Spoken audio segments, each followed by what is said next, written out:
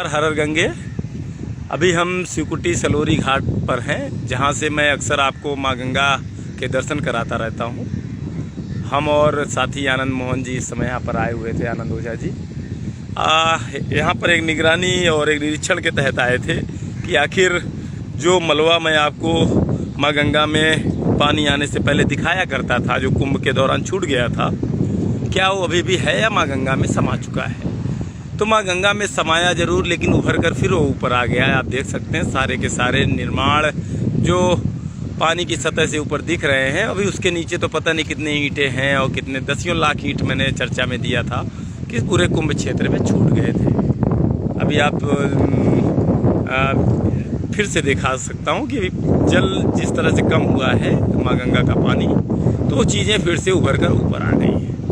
कहने का मतलब कि पानी का वेग भी तोड़ा नहीं है और उसी जगह पे स्थायित्व में है। आनंद सागर ओझा जी हैं, आप माँ गंगा के लिए बहुत सारे अभियान चलाते रहते हैं। नमस्कार। और जैसा कि आप देख पा रहे हैं, गंगा जी के बीचों बीच में कुंभ मेले के दौरान जब यहाँ पर कुंभ नगरी बसाई गई, तो उस दौरान साधु संतों ने अपने रहने के लिए जो ईंट और सीमेंट बालू से पक्के निर्माण कराए, वो इस समय गंगा जी के बीच में आपको दिख रहे हैं।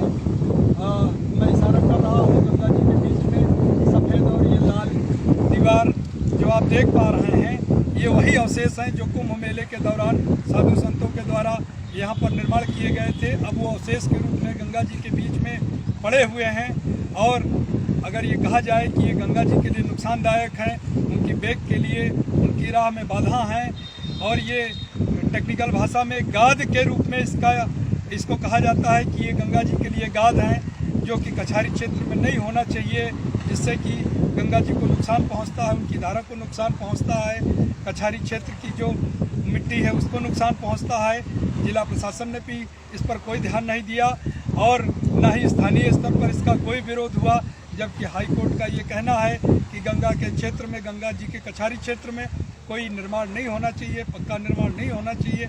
उसके बावजूद कुंभ मेले के दौरान पक्का निर्माण कराया गया और अब वो देखिए, वो अवशेष, पक्के निर्माण के अवशेष गंगा जी में बने हुए हैं, जो कि ये गंगा जी के लिए ठीक नहीं है। मेरा आप सभी से आग्रह है, निवेदन है कि इन समस्याओं को लेकर के साथी जो भी गंगा जी के प्रति स्नेह रखते हैं, गंगा जी के लिए काम करते हैं, गंगा जी के महत्व को समझते हैं, वो इन सब चीज़ों को लेकर के जो जहाँ पर भी है सोशल मीडिया के माध्यम से या अपने साथियों के माध्यम से इस पर विरोध जरूर जताएं। ओझा जी, एक चीज़ और अंत में कहूँगा, तो आपने सारी बातें रख ही दिया।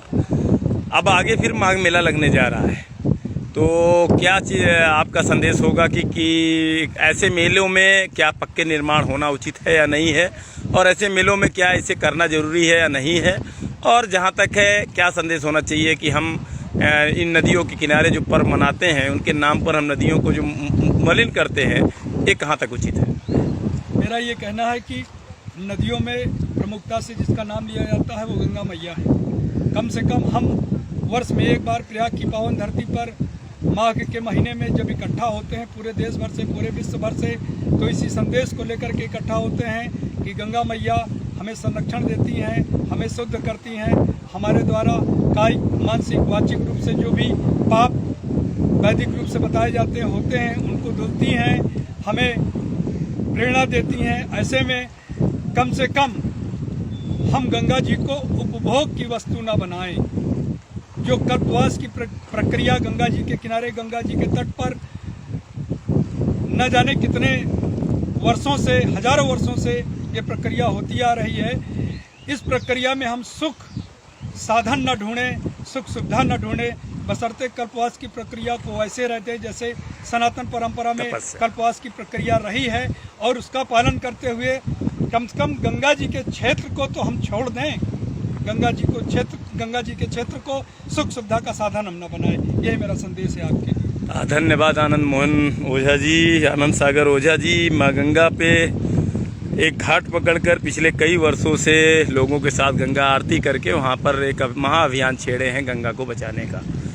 साथियों, ये मेरा दर्द था जो मैंने आपको पिछले कई महीनों से दिखाया, और प्रशासन भी इसको जिम्मेदारी से नहीं लिया। परिणाम स्वरूप आज सारा का सारा जो भी गाद है, जिसे ओझा जी वो गाद कह रहे हैं, माँ गंगा में समा गया।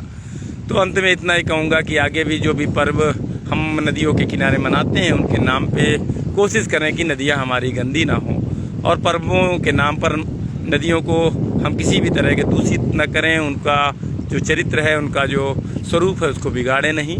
और अंत में यही कहूँगा आने वाले माघ मेले के लिए भी कि अगर इस तरह के निर्माण कार्य न हटाए जा सकें सही समय पर, तो प्रशासन कम से कम ऐसे निर्माण कार्य को मेलों के दौरान रोके, प्रतिबंधित करे। हर हर गंगे, जय जय गंगे। आप एक अंतिम में और सीन देख सकते हैं, बहुत सारी भैंसें माँ गंगा में इस समय स्नान कर रही हैं। इनको भी बड़ा आनंद मिल रहा होगा।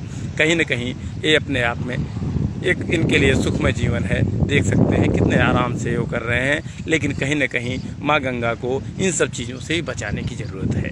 हर हर गंगे,